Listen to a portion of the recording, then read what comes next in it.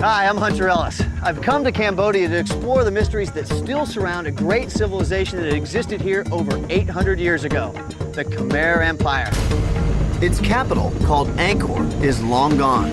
But the temples built by this powerful civilization are some of the wonders of the world today. That's what I want to see. The Khmer Empire dominated Southeast Asia from 800 to 1432 AD. At its peak, the empire stretched from Vietnam to the Bay of Bengal and north to southwestern China. But despite its wealth and power, the Khmer Empire ultimately failed, its land and temples abandoned. I'm here to find out why. For this assignment, there's only one place to start, and I'm told only one person to start with. His name is Simon Warwick. He's among the world's leading experts in historic stonemasonry. I'm told he's a tough man to track down.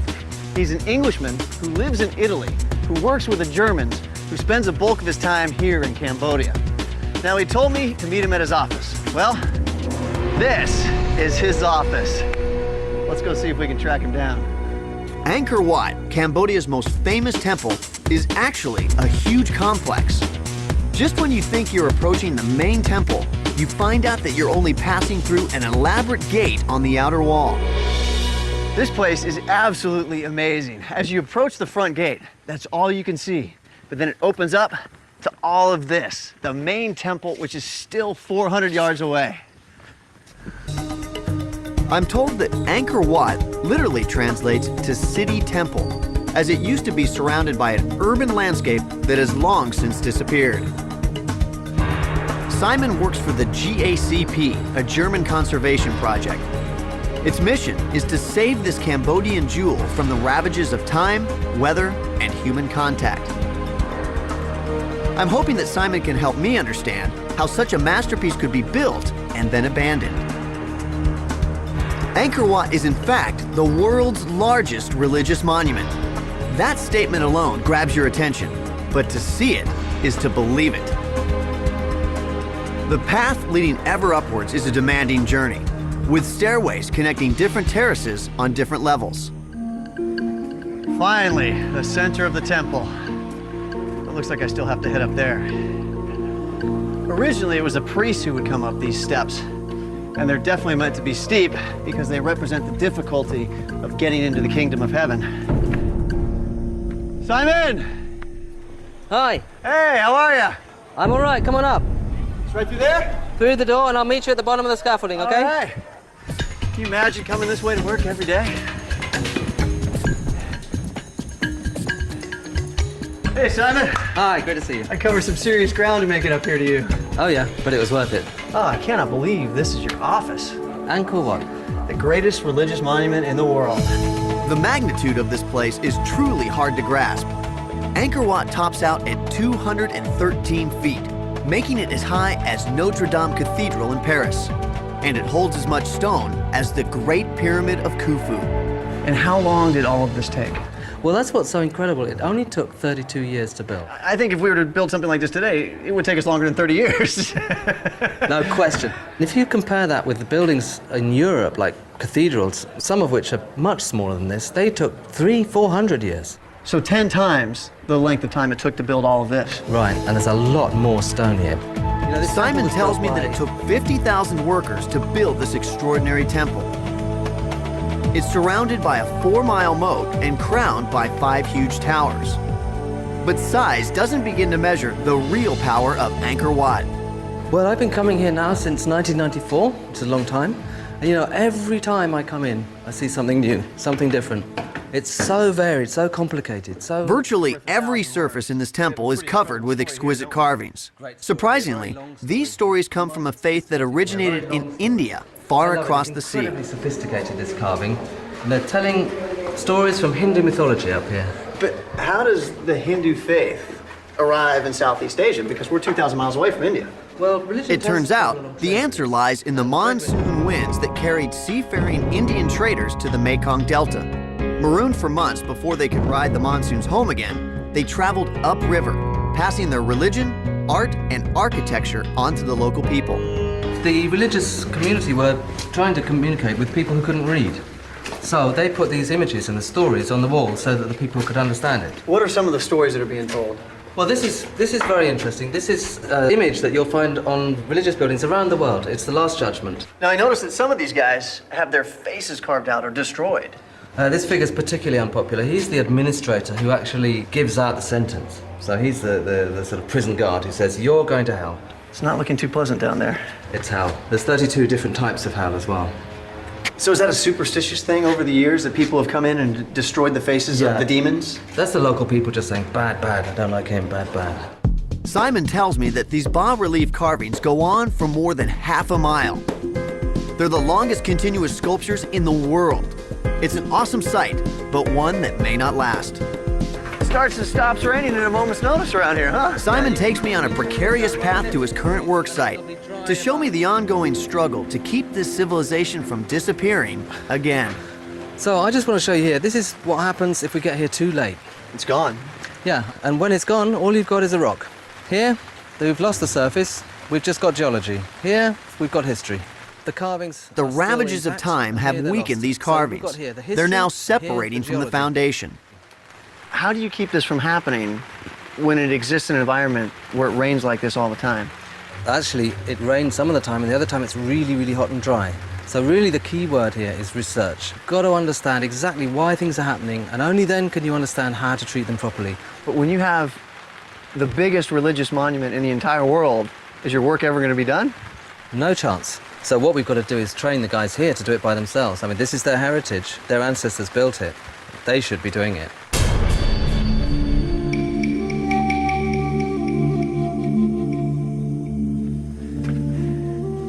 This is one of those places you never get tired of exploring, and that's good, because I still haven't cracked the core mystery.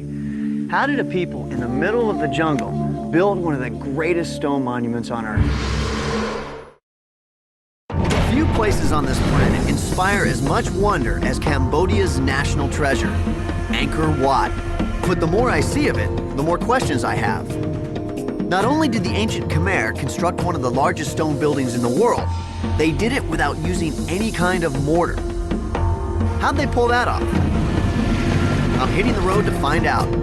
Just 20 miles northeast of Angkor Wat, I come to a place so important to the Khmer, they revered it as sacred. The majority of the Angkorian temples were built using a local sandstone, and huge blocks like this are all that remain of an old quarry that lies here at the foot of the Kulen Mountains. The sacred stone from the Kulen Mountains was used not only for the massive temple at Angkor Wat, but for literally hundreds of other Khmer temples across northern Cambodia. Imagine the manpower needed to cut blocks from these cliffs, drag them into place, and then build the astonishing temples we see today. How did they do it? It's essentially the same question that has puzzled Egyptologists for centuries. But in the case of the Khmer, we may have found a key that unlocks an important piece of this mystery. Angkor Archaeological Park includes about 70 ruins in an area that's roughly 80 square miles. Simon Warwick tells me that in one of these temples, there's an obscure but significant carving. Okay, this is the place that gives us a clue as to how the temple was built. Now, you see these guys up here? Yeah. They've got a horizontal beam with a lever hanging off it and then a block. And these guys are pushing the block backwards and forwards, rubbing it on the one below. It's fascinating that there's a clue right here. Would it be possible to build something similar to this to try out the method? Why not? Let's have a go. To test out how the Khmer made their stones fit together so perfectly, we're going to try and build a machine similar to the one we saw on the temple wall. Hey, Simon. Everything just as ordered. Everything We're ready. working from a sketch based on the bas-relief we saw earlier. Got all the beams. Our laboratory is a local masonry workshop where modern artisans make recreations of the temple carvings. The Cambodians who work here have never done anything like this, but they're curious and willing to help. It's basically a cross beam with a lever. That's right. This will hopefully allow us to lift more weight a lot more easily. Well, what it'll do is it'll take the weight off the top block so that it's easier to move it backwards and forwards. Okay. We get right to the business of building the supports for the crossbeam. But the 95-degree tropical heat makes everything a challenge. What's he say? He said, foreigner a bit slow, do you need some help? How do you say foreigner a bit hot? Barang Kadauna. Yeah. Allow the master. My new Cambodian friends generously lend me a hand. With the supports up, we hoist the crossbeam. Our project is starting to take shape. Yeah! We need to tie the framework nice and tight. It's going to support a lot of weight. All right. So there's 200 pounds at least, huh? How do we move the stone? My head. Now we're ready to muscle the first rock into position. Once the bottom rock is in place, we attach the lever. All right. Very well hung, as they say. Yes, this is very well hung. To make it easier to move the top block into position, we drill holes and insert pegs into the rock. Simon says this is exactly how the Angkorians did it. The side ones are for lifting, and the top ones will help us rub it backwards and forwards. Okay. Okay? But the important thing is that this enables us to lift it without having a rope underneath it. So by not having any ropes underneath, that's what would allow them to get the nice, smooth contact. In every civilization in the world, they've always found a system for lifting a block without having a rope underneath it. Because when you put a 10-ton block down on a building, you don't want to have to pull out the rope afterwards.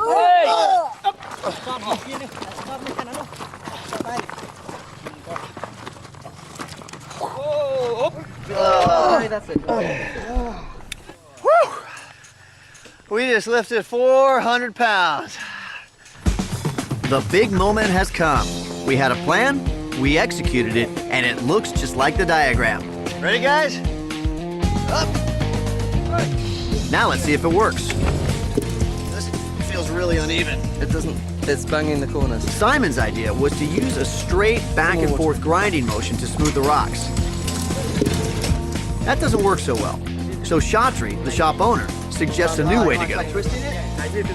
Now I'm definitely feeling more rubbing It's this feeling way. more like it's grinding. Yeah, it feels more like it. It feels much more even and smooth. Wow, It's yeah. an ancient version of sandpaper. After 5 minutes of grinding, we're ready to see our handiwork. Take it off, Tree.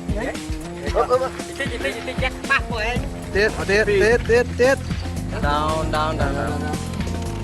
Okay. We got a sandy mess there. What do you think's underneath? I think it's smooth. You do? Yeah, this feels nice and smooth right here. Only 2 million more to go and we could have our own temple. Really have to admire ingenuity like that and appreciate just how hard they had to work. When we return to the temples, I find myself noticing details I never saw the first time. You know, I'm starting to see these holes everywhere, and now I realize just how important they were to put this whole place together. Yeah, I mean, that's what's great about this. As you look around, you see more and more and more. So much to see. Simon takes me to see the two most exquisite carvings at Angkor Wat. After our successful experiment, he says I can now appreciate why the Angkorians labored so hard to fit their blocks perfectly.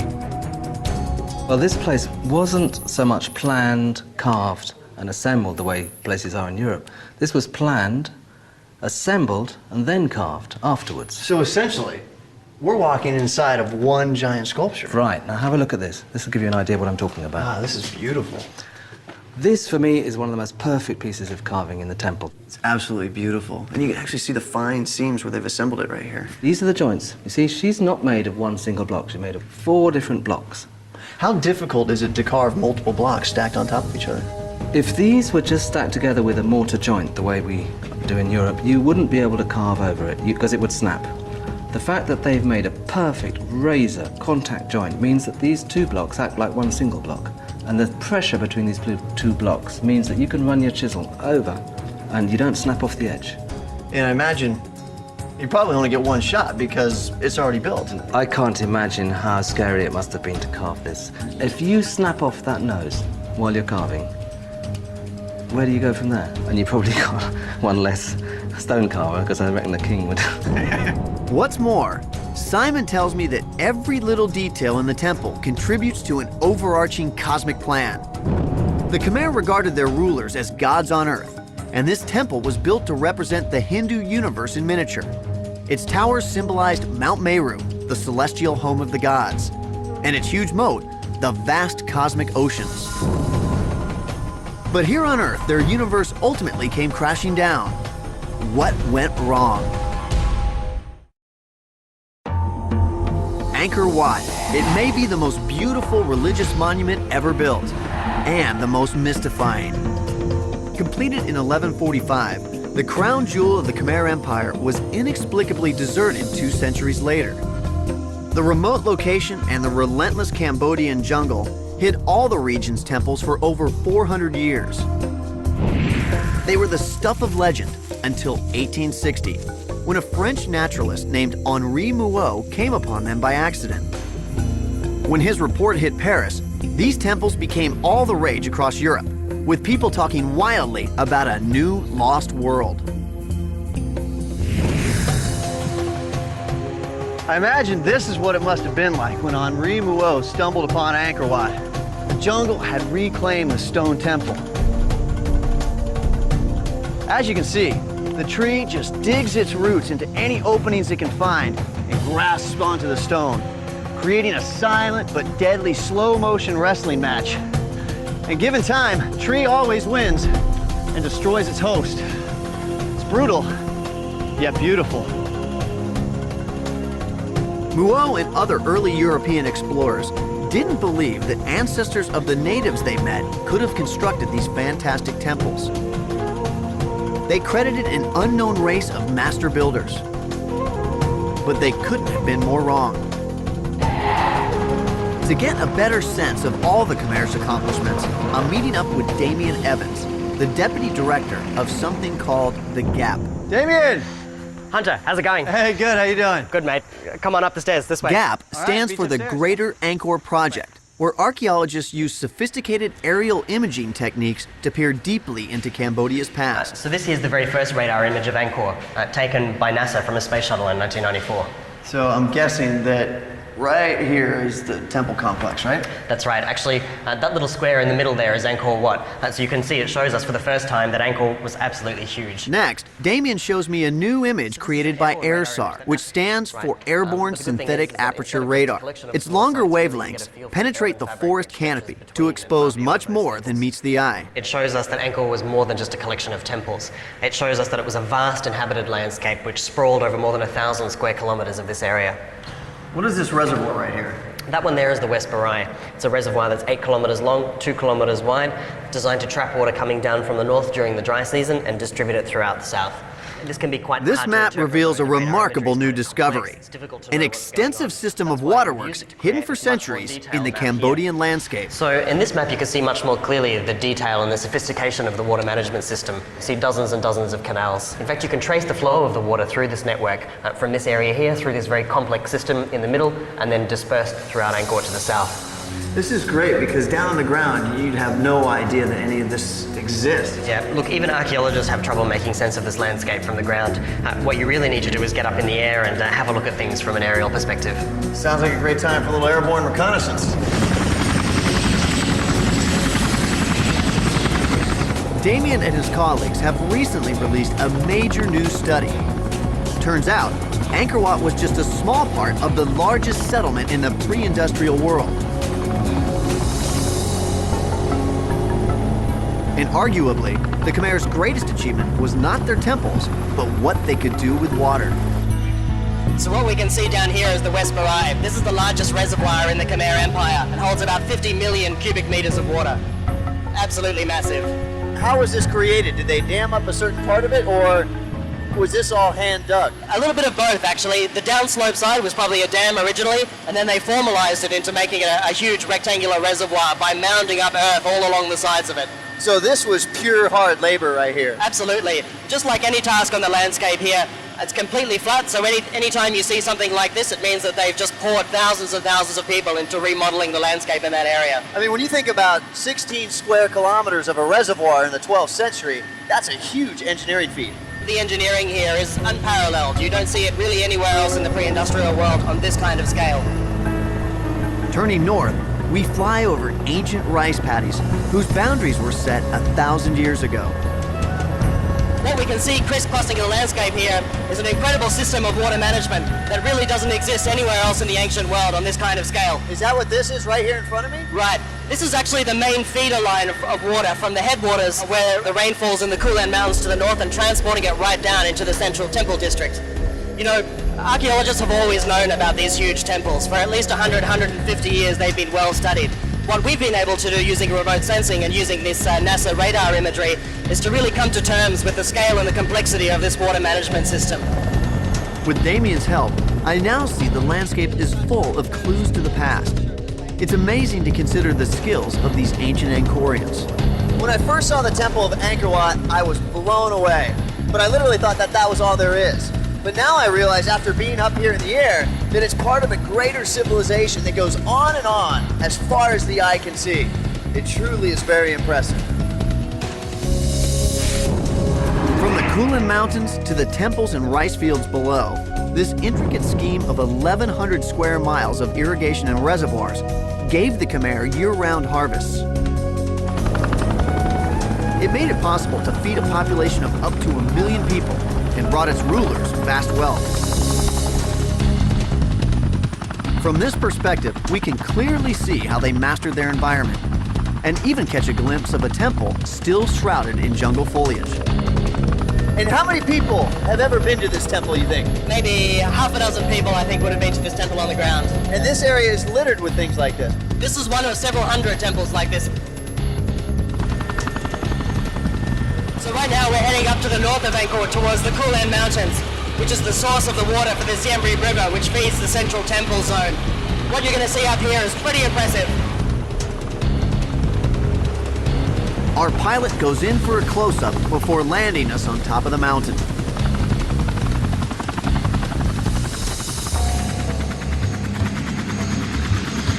They're still actively clearing mines in these areas? Yeah, they are. It's very heavily mined in this area here. Well, follow you then. Due to its strategic location, this area is riddled with landmines. Cambodia is still emerging from a nightmare, 30 years of war, including the genocidal reign of the Khmer Rouge in the 1970s. But a fragile peace is now renewing the hope of the people here and allowing them to once again enjoy their birthright. Damien takes me to a sacred part of the river. Wow, look at this. It looks like they've actually carved out the stone of the riverbed here. That's right, yeah. In fact, all of this area here is carved out underneath the water. What are these symbols? Well, the central object there is called a lingam. It's a phallic symbol, a symbol of male fertile power. The enclosure around that is called a yoni, which is a representation of female fertile power. Is this meant to give some sort of symbolic power to the water here? That's right. As the water flows over the top, it's imbued with this kind of ritual fertility. Then it flows down from the Kulan out into the rice fields at Angkor down below and sort of delivers that fertile power to the rice fields. Damien tells me that these symbols would have been carved during the dry season, when the riverbed is exposed. There are hundreds of these carvings engraved here. So, in a sense, they're blessing the source of the water that feeds their empire. That's exactly right. If I were to climb in and touch the stone or drink from the water, would that give me strength and fertility? Look, I don't know about that, but I'm pretty sure it would make you very sick, so you'd need all the help that you could get, I reckon. Now that I understand the spiritual importance of the water here, I want to get another look at that spectacular waterfall. These are just the smaller ones up here. It goes down, and like the bigger ones are down there. These are the headwaters of the Siem Reap River. It's called the Ganges of Cambodia, and now I know why. Like the holy river in India, people come here to be renewed in both body and soul. It's not hard to believe it's a little bit of heaven.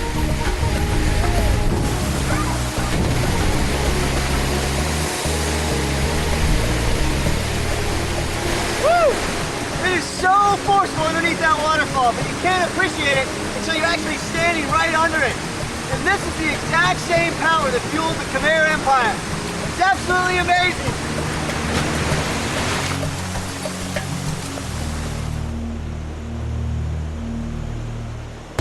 Damien and I leave the mountain as we arrive by helicopter.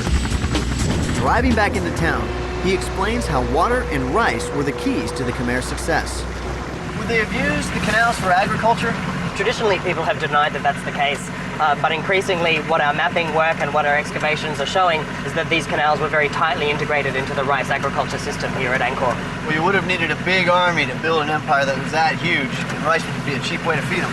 That's absolutely right. You know, if you manage water very effectively, you can also create huge surpluses and convert that directly into empire building. For centuries, the Khmer managed their water effectively, allowing them to feed their vast population and consolidate their power. They built a strong and wealthy empire, but their bas-reliefs reveal another clue to their success. It's Cambodia's secret weapon, the lost and lethal martial art, Bokator. That works. I've come to northwest Cambodia in an attempt to solve one of the world's great riddles. How could a civilization that built this virtually disappear overnight?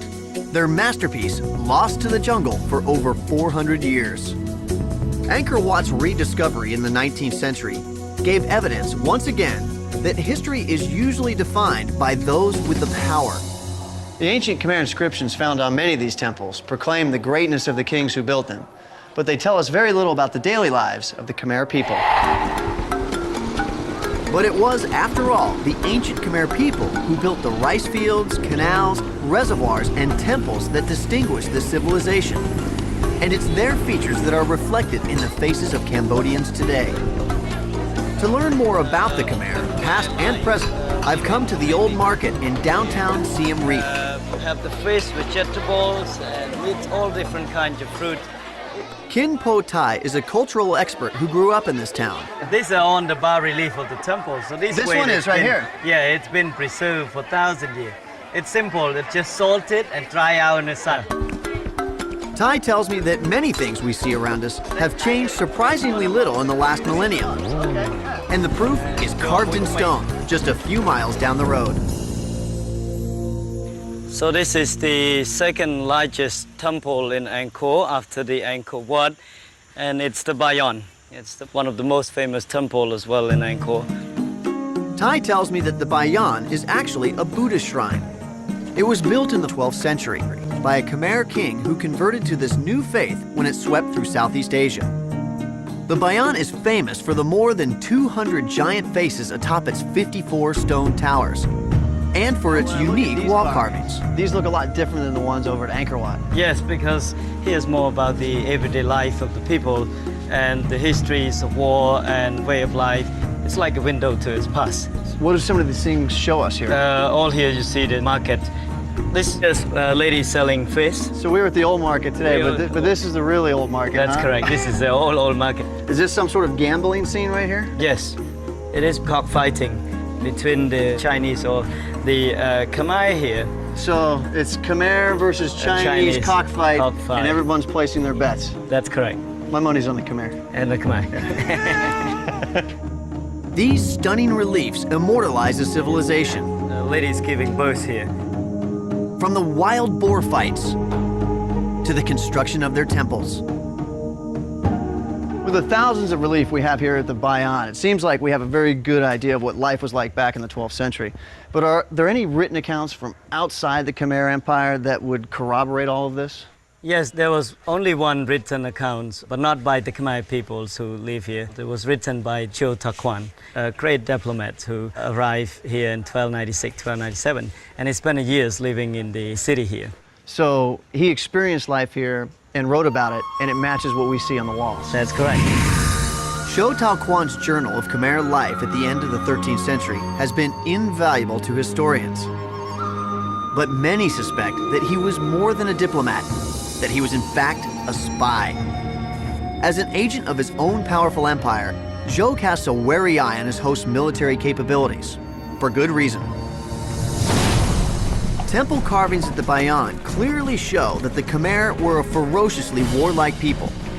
And now, with the help of animators at Monash University in Australia, we have the first historically based 3D simulation of the Khmer in combat.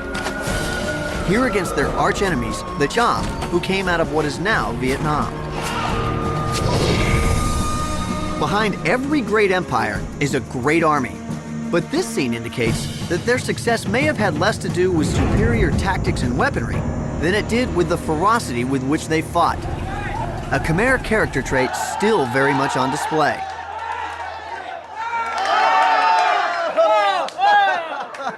This is typical of so many houses and stores here in Cambodia, as Pradal Saray, or kickboxing, is their national sport.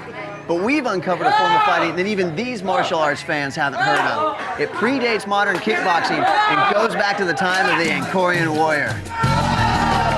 Speaking of warriors, this is one dude you do not want to annoy.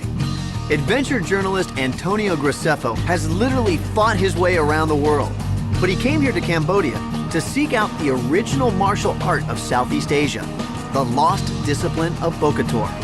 I have fought 8 countries in Asia, Europe, the States, and Bokator is by far the most interesting and most complete martial art I've ever seen in my life. But in an age when martial arts are so popular, why hasn't anybody heard of it? You know, it goes all the way back to the 11th century, but it almost died out twice. Once at the end of the Angkorian Empire, and then again during the Khmer Rouge period. They actually hunted down and killed all of the known masters. Antonio tells me that Bokator would have been lost forever were it not for the sacrifices of this man, 63-year-old Grand Master Shan Kim San. How did the art resurface then? Well, the Grand Master survived the Khmer Rouge period. He escaped to the States as a refugee. And then in 2002, he returned here to teach the art to children and to find the masters who had survived. You know, he only found 10 of them. Was he a hard guy to track down? It took me 18 months. It's a long time. Did you ever feel like giving up? No way, man. I was digging for the truth. Nice.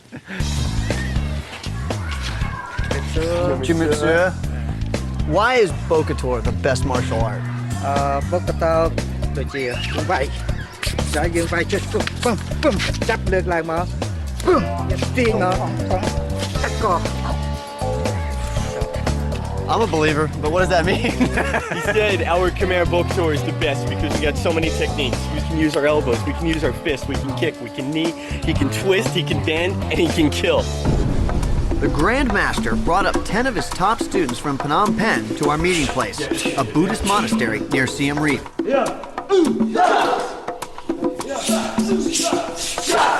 It actually looks like it's an in-close fighting technique that you need to be very close to your opponent in order to strike. That's right, that's right. Bokator is unique in that they can fight very close to the elbows, knees, and then also grappling when they come in close. Looks, when executed properly, to be pretty vicious. It is, it is.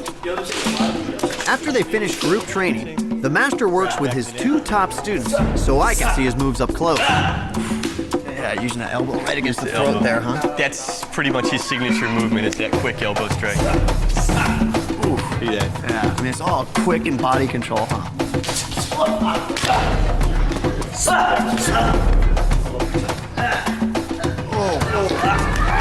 Oh, did he just rip his trachea He ripped out? out his trachea. Simple head twist. I could feel that one from here. Oh, just spinning that head around. That's the Linda Blair. The exorcist move, huh? Can't do this at home. Yeah. យើងសូមលុបជើងមើលបាទ He said he wants to show you the Khmer short stick fighting.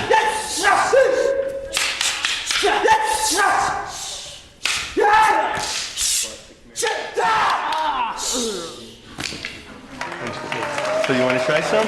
Yeah, let's walk before we run. We'll put the sticks on hold and let's start with some elbow moves. Maybe we'll start by crawling. Okay. Take it easy on me. Oh, I'll take it easy. I like you. Here comes the black belt. Okay, punch. Okay, so I can block here. Okay. And I can come in with my elbow here. Okay. Oh, yeah. And I would let go. You would let go. They come down and... As you observed before, there's a lot of techniques we're going to control. Yeah. I'm going to bring them into a knee or into an elbow or whatever. Because when you do that, I mean, just the way The weight, the way you have control. I mean, there's not much I can do to fight it. And it's painful. If I were to come in here like this and try and grab you that way, how would you defend against What would it? I do? Yeah, I'd probably headbutt you. Oh, there you go. So a lot of this is predicated on your attacker coming in and kind of throwing blows. But That's right. what if I were to kind of just be charging at you like a bull? It'd be like fighting my sister. Oh, really? Okay, so. I hope you like your sister. In their demonstration of Bokator, these modern-day Khmer warriors give me plenty of evidence why their ancestors were so successful in building and defending their empire. But even these skills didn't save them from their fate. Despite all their power, wealth, and knowledge, the Khmer Empire ultimately failed. The city and its temples were abandoned, and the jungle swallowed all that was left. But what were the forces that led to the downfall of the Angkorians? And is it a cautionary tale for us? In my quest to understand the legendary Khmer Empire, I've plumbed the mysteries of her overgrown temples and deciphered how they were constructed by building a stone grinding machine based on a long, unnoticed clue. From the air, I cracked the watery matrix that was their secret to extraordinary wealth, and I experienced firsthand the power of both her sacred river and her lost martial art. The Khmer created a dazzling kingdom that dominated Southeast Asia. And yet, in the 15th century, their civilization collapsed. Their city and temples were abandoned to the grip of the jungle. Like in any great murder mystery, the list of suspects here is long. By the 1400s, it includes marauding invaders, a rebellious and disgruntled labor force, shifting state religion based on which king was in power, and internal struggles between the king and powerful Khmer families. To find out the #1 reason why the Khmer Empire met its end, I've arranged to meet up again with Damien Evans, the Deputy Director of the Greater Angkor Project.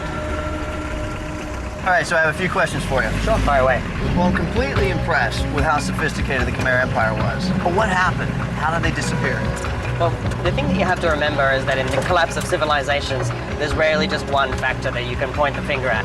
Usually there's a range of different things going on. In the case of Angkor, what our work is showing is that the water management system was a critical factor in the decline. Really? So the same thing that made them so great also led to their demise? That's right.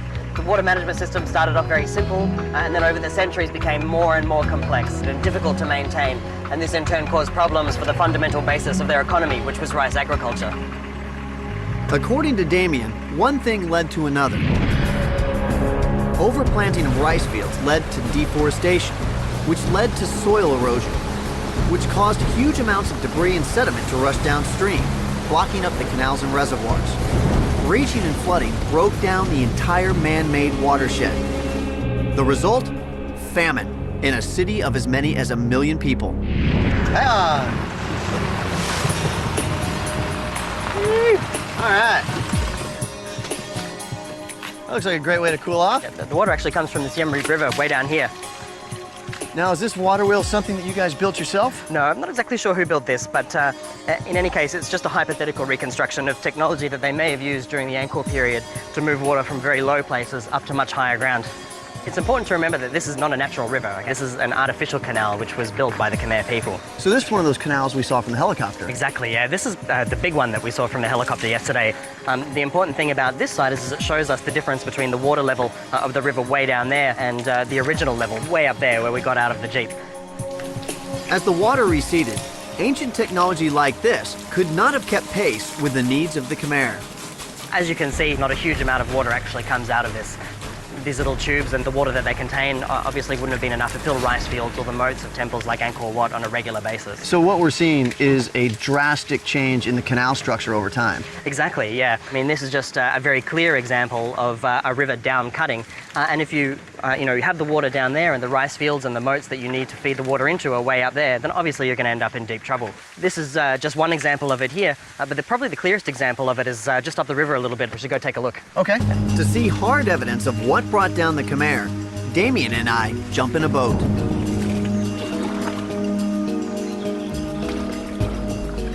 It's amazing to think that all of these canals are man-made. Yeah, it's actually difficult to imagine it when you're down here on the river. You know, once you get up there in the air, you can really see that far from being a sort of natural course, it's actually laid out in a very particular kind of way for a very particular kind of purpose.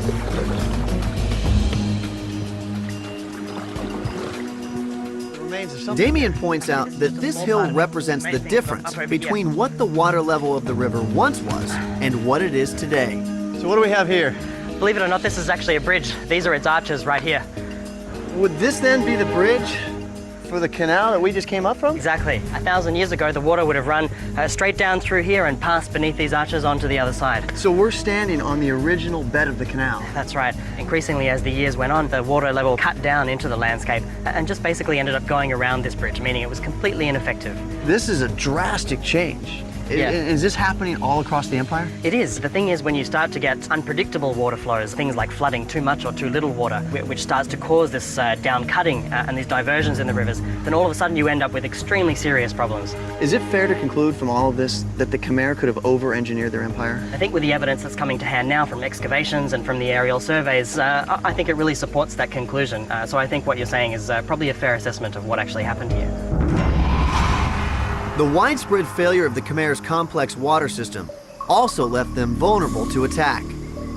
Their enemy to the north, the Siamese, successfully sacked Angkor in 1431. A year later, the royal court and Khmer people abandoned this site, moving south to where Cambodia's capital of Phnom Penh is today. For 600 remarkable years, these temples were added to and adorned. With their abandonment in the mid-15th century, however, one of the world's greatest building programs came to an end. But unlike other lost civilizations that have succumbed to the jungle, the Khmer's greatest temple, Angkor Wat, held on, with the help of a very special group of people. The truth is, this place was never fully abandoned. After Buddhism was adopted as a state religion, this site became a place of pilgrimage. Even after the last Khmer king left, the monks stayed and arduously worked to keep the forest from swallowing this great temple. And it's through their 4 centuries of effort that Angkor Wat is still here today. For many, Angkor Wat evokes a romantic tale of a 19th century explorer stumbling upon a lost civilization. But I came here to plumb the deeper mystery, to finally understand the real story behind the rise and fall of an amazing empire. Today, the Cambodians are so proud of their legacy, they're the only country to adorn their national flag with an image of a ruin. Angkor Wat, the ultimate symbol of majesty and mystery.